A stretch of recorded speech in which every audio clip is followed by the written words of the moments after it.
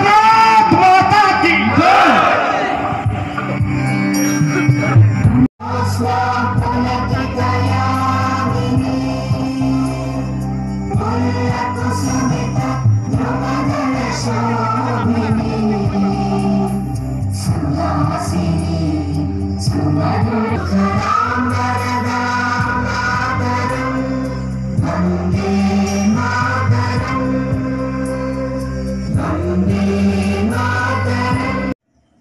Bharatiya Janata party कार्यालय शुभ उद्घाटन और कर्मी सम्मेलन अनुष्ठित हो जाइछि।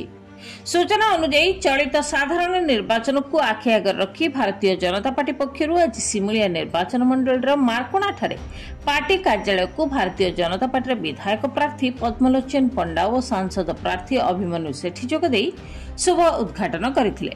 पर एक सभा कार्य अनुष्ठित होइथिला। एही सभारे कर्मी मानकु बूथ स्तर कार्य करने निमंते तांको वक्तव्य प्रकाश करथिले। शिक्षाविद अजय कुमार पंडा मंच परिचालना करथिले। एही अवसर रे अन्य मानक मध्यरे जिला बीजेपी साधारण संपादक ईश्वर कुमार बेहेरा, 40 नंबर जोन रो मंडल सभापति अविनाश बेहेरा, सिमुलिया ब्लॉक अध्यक्ष बाबा चरण मल्लिक, जिला बीजेपी महिला संपादिका भारती मल्लिक, बीजेपी युव नेता डॉक्टर अणु माधव पंडा, नील माधव पंडा, मार्कोना सरपंच कमलाकांत नायकों समेत बहु कर्मी माने उपस्थित रहिथिले।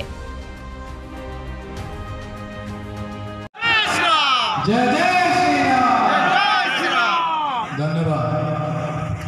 सेंट्रल पार्टी ऑफिस उद्घाटन अवसर में आयोजित यह सभार संचालक अवसर प्राप्त शिक्षाविद अजय पंडा महोदय, मंचासीन अच्छा आम सहित लोकसभा संयोजक ईश्वर बेहरा महोदय,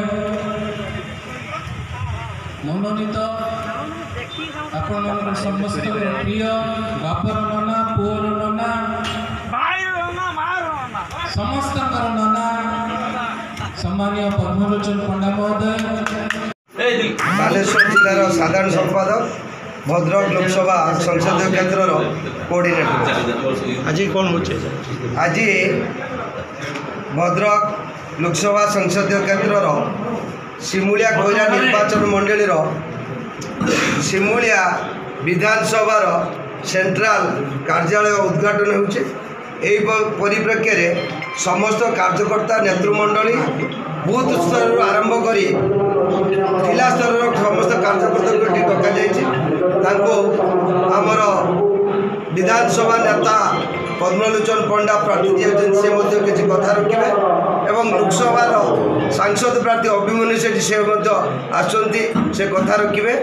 परवर्ती समय ये विधानसभा केमिति लड़ाई करी लोक मानस प्रतीक जितब से प्रचेषा करा जाउछि एवं एठी बीजेपी सभा जितब, लोकसभा जितब, विधानसभा जितब आर रणनीति प्रस्तुत करा।